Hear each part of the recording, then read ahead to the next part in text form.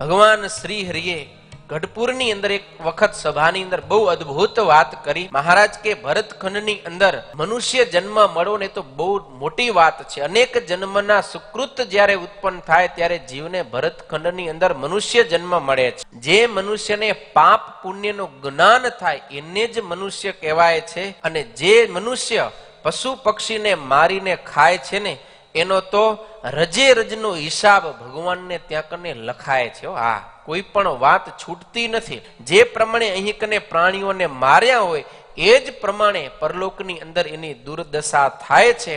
અહીંયા કને જેટલા પ્રાણીને મારીને એ રાજી થાય એ જ રીતે એ જ બધા પ્રાણીઓ એ જીવને ત્યાં કને દુઃખ આપીને એને મારીને ખાઈને પ્રસન્નતા પામે છે. એટલે અનેક પ્રકારનું દુઃખ જીવાત્માને માંસ ભક્ષણ કર્યા પછી મળે છે અને નરકની અંદર જઈને તો અનેક પ્રકારના કષ્ટને ભોગવે છે.